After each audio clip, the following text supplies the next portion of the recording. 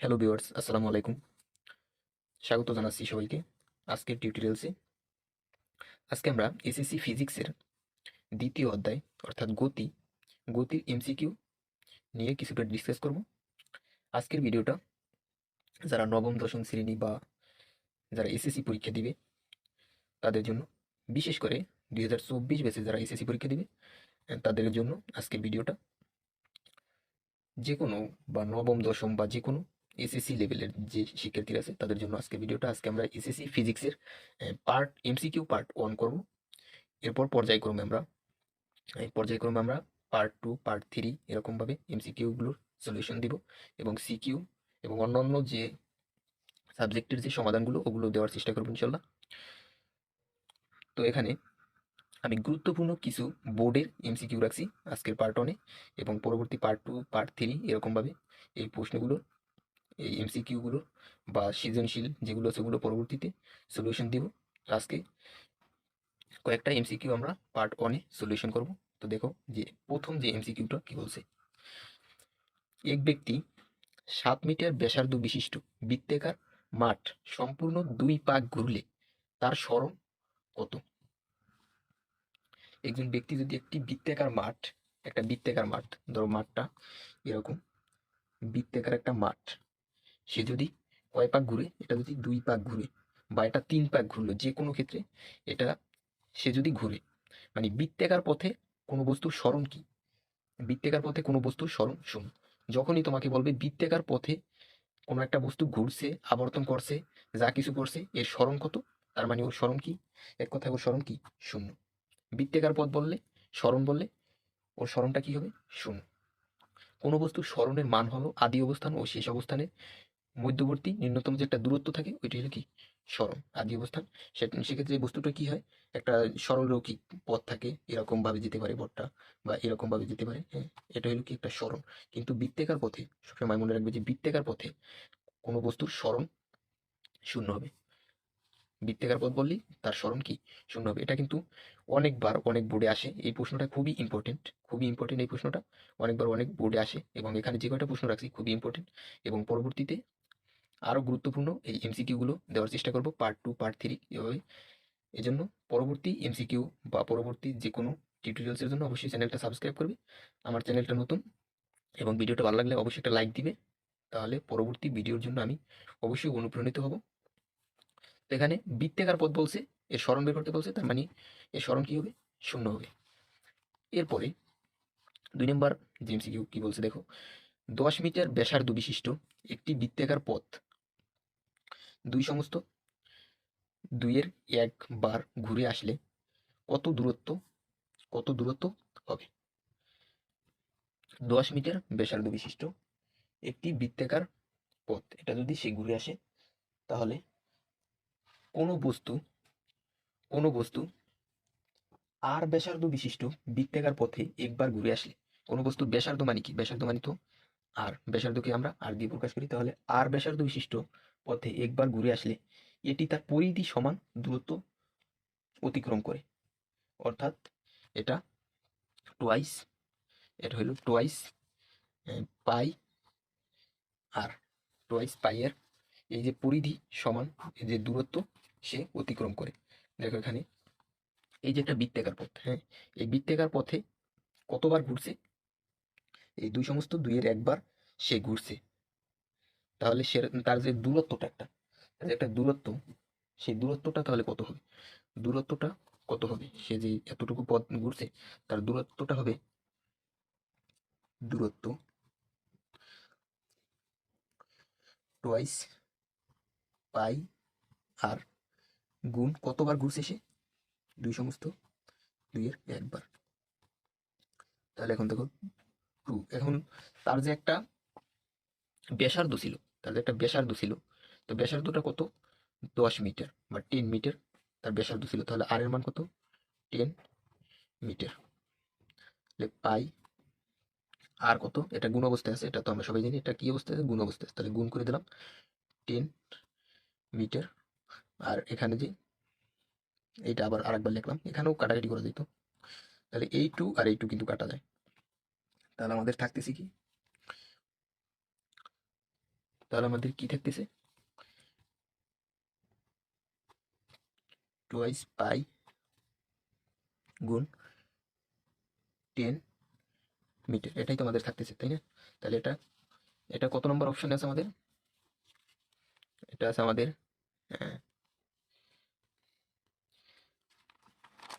Twice পাই, এটা আছে আমাদের কত নম্বর অপশনে? এখানে টোয়াইস পাই গুণ 10 মিটার। তাহলে টোয়াইস পাই গুণ 10 মিটার, টোয়াইস পাই গুণ 10 মিটার।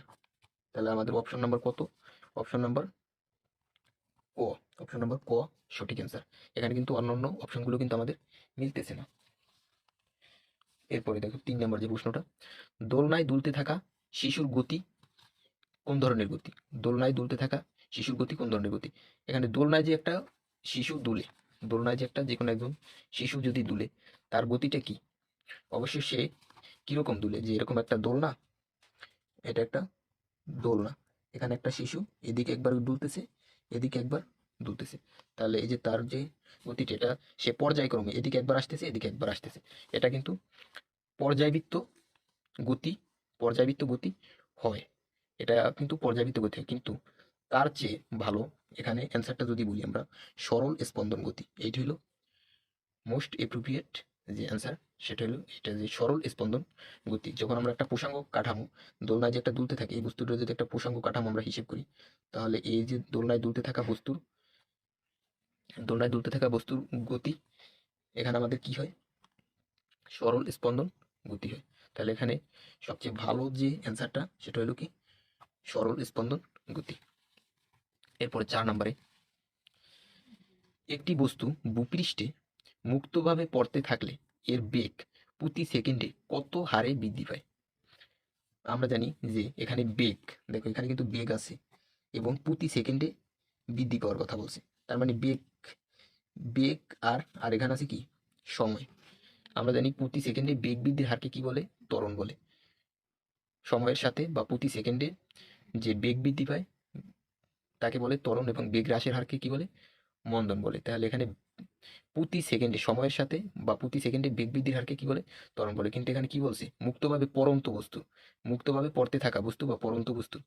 তাহলে সেক্ষেত্রে আমাদের এই মুক্তভাবে পড়ন্ত বস্তু, তাহলে পড়ন্ত বস্তুর ক্ষেত্রে আমরা ত্বরণ কি, ত্বরণের ভূপৃষ্ঠের সাথে যে কোনো কিছু ত্বরণের মানটা কি হয় আমাদের, 9.8 metre per second, 9.8 metre per second, এবং ভূপৃষ্ঠের সাথে এখানে 9.8 মিটার পার সেকেন্ড। এটা হলো কি পড়ন্ত বস্তুর ক্ষেত্রে, আর এটা হলো কি আমাদের একটা, এটা যে একটা ত্বরণ, হ্যাঁ এটা হলো একটা ত্বরণ। তাহলে দুইটাই কিন্তু ত্বরণ, এটা এটা হলো পড়ন্ত বস্তুর ক্ষেত্রে হিসেব করা হয়, আর এটা আমাদের ত্বরণ, ত্বরণ এ। আর এটা কি দিয়ে প্রকাশ করা হয়, জি দিয়ে প্রকাশ করা হয়। ঠিক আছে, এটা পড়ন্ত বস্তুর ক্ষেত্রে এরকম একটা জি দিয়ে প্রকাশ করা হয় পড়ন্ত বস্তুর ক্ষেত্রে।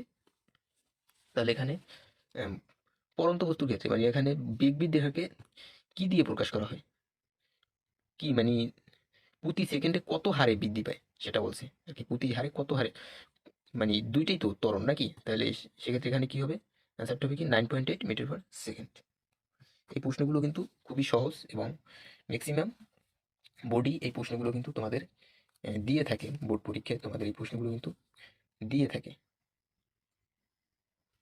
এরপর আমরা পরবর্তী যে প্রশ্নটা 5 নং, 5 নং প্রশ্নে আসলাম, যদি কোনো গাড়ি ঢাকা থেকে নীলগঞ্জ যাওয়ার পথে 6 ঘন্টায় 300 কিলোমিটার পথ অতিক্রম করে, তবে তার গড় দ্রুতি কত? তার গড় দ্রুতি কত? তো আমরা আমরা কি জানি, আমরা জানি, আমরা জানি, আমরা জানি গড় দ্রুতি, গড় দ্রুতির একটা আমাদের সূত্র আছে, যে গড় দ্রুতি বি, বি ইকুয়াল কি এস বাই টি। তো সেক্ষেত্রে এখানে এস কত, অতিক্রান্ত দূরত্ব, অতিক্রান্ত দূরত্ব মানে কি, সরণ বা দূরত্ব, অতিক্রান্ত দূরত্ব। তো অতিক্রান্ত দূরত্ব কত, অতিক্রান্ত দূরত্ব হলো 300, 300 কিলোমিটার। আর টাইম, সময়, সময় কতটুকু, 6 ঘন্টা, সময় হলো 6 ঘন্টা। তো সেক্ষেত্রে আমাদের এটা দিয়ে যদি ভাগ করি, তাহলে 5 ছক 30, 5 আর এই যে 0, তার মানে কত আসে, ভাগ করলে আসে আমাদের 50। ভাগ করলে আমাদের আসে 50। এখন দেখো এটা কিন্তু কিলোমিটার, এটা কিন্তু কিলোমিটার, তাহলে এখানে এটা হলো কিলোমিটার। আর এখানে নিচে ছিল কি 6, এটা কি ঘন্টা, ছিল কি ভাগ অবস্থায়, এই জন্য এখানে আমরা লিখলাম কি পার, পার 1 কিলোমিটার পার। এই জন্য আমরা এখানে লিখলাম কি কিলোমিটার। এই জায়গায় এটা ছিল কি ঘন্টা বা আওয়ার, এখানে ছিল কি ঘন্টা বা আওয়ার মানে কি এইচ, আর এখানে ছিল কিলোমিটার, কে এম, কিলোমিটার। তো এই জন্য এই ঘন্টার যে এই যে আওয়ার, এটা যখন উপরে গেছে তখন কি হয়েছে per hour, kilometre per hour, তার মানে 50 কিলোমিটার পার আওয়ার। তো আমাদের প্রশ্নটা ছিল যদি কোনো গাড়ি ঢাকা থেকে নীলগঞ্জ যাওয়ার পথে 6 ঘন্টায় 300 কিলোমিটার পথ অতিক্রম করে, তবে তার গড় দূরত্ব কত, তবে তার গড় দূরত্ব B equal S by T. তাহলে এস বা দূরত্ব কত 300 কিলোমিটার, আর সময় কত 6 ঘন্টা। এটা ক্যালকুলেশন করলে ভাগ করলে কত আসে 50 kilometre per hour, 50 kilometre per hour. তাহলে আমাদের 50 কিলোমিটার পার আওয়ার, এটা আমাদের অপশন নম্বর এ বা অপশন নম্বর ক, অপশন নম্বর ক আমাদের রাইট অ্যান্সার।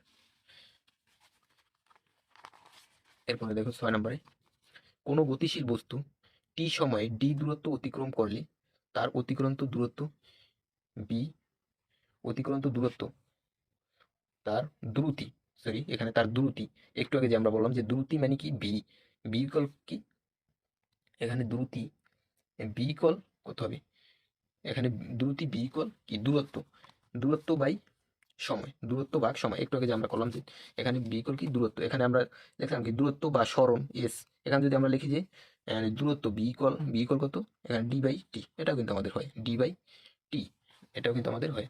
তাহলে আমাদের রাইট অ্যান্সার কি, এটা একটা সূত্র, কোনো গতিশীল বস্তু টি সময় ডি দূরত্ব অতিক্রম করলে তার দ্রুতি কত, তার মানে দ্রুতি কি, দ্রুতি হলো দূরত্ব বা দূরত্ব বা সরণ, এটা ডিভাইডেড বাই কি টি বা সময়, দূরত্ব ভাগ সময়, বি ইকুয়াল দূরত্ব ভাগ সময়। এরপরে রৈখিক গতিশীল বস্তু কোনো পথে, রৈখিক গতিশীল বস্তু কোন পথে চলে, রৈখিক, রৈখিকভাবে গতিশীল মানে একটা রেখায় সরল রেখায় গতিশীল একটা বস্তু কোন পথে চলে, কোনো একটা গতিশীল বস্তু, রৈখিক গতিশীল বস্তু কোন পথে চলে, তার মানে এটা কোন পথে চলবে, সে এটা অবশ্যই সে রৈখিক গতিশীল বস্তু একটা, এটা সে কোন পথে চলবে, এটা অবশ্যই সে সরল রৈখিক পথে চলবে, এটা অবশ্যই সে সরল পথে চলবে বা সরল রৈখিক পথে চলবে, যেহেতু এখানে রৈখিক গতিশীলের কথা বলছে। এরপরে যে 8 নম্বরে যে এমসিকিউ, বস্তু স্থির থাকলে আদিবেগ বা ইউ কত হবে, কোনো বস্তু যদি স্থির থাকে, কোনো বস্তু চলাচল করছে না, কোনো একটা বস্তু এই জায়গায় স্থির আছে, তার আদিবেগ কত, তার আদিবেগ এই স্থির অবস্থান থেকে যদি সে যাত্রা শুরু করে, তাহলে তার আদিবেগ এখান থেকে শুরু, তার মানে তার আদিবেগটা কত 0, এখান এখান থেকে এই পর্যন্ত গিয়ে তার শেষ বেগটা হলো কত, এখান থেকে এই পর্যন্ত গিয়ে তার শেষ বেগটা হলো 10 10 কিলোমিটার বা মিটার, 10 মিটার, এখান থেকে এই পর্যন্ত গিয়ে তার শেষ বেগটা হলো কত 10 মিটার। কিন্তু তার আদিবেগ স্থির অবস্থান যদি এখানে স্থির বলে, যদি কখনো তোমাকে স্থির বলে, স্থির অবস্থান থেকে যাত্রা শুরু করে, তার মানে তার আদিবেগ কত, আদিবেগ হলো 0। তো এই ছিল আজকের এমসিকিউ পার্ট। পরবর্তী এমসিকিউর জন্য অবশ্যই চ্যানেলটা সাবস্ক্রাইব করবে, আমার চ্যানেলটা নতুন, তাহলে আমি পরবর্তী যে টিউটোরিয়ালসের জন্য অবশ্যই অনুপ্রাণিত হব, এবং ভিডিওটা ভালো লাগলে অবশ্যই একটা লাইক দিবে। ধন্যবাদ সবাইকে।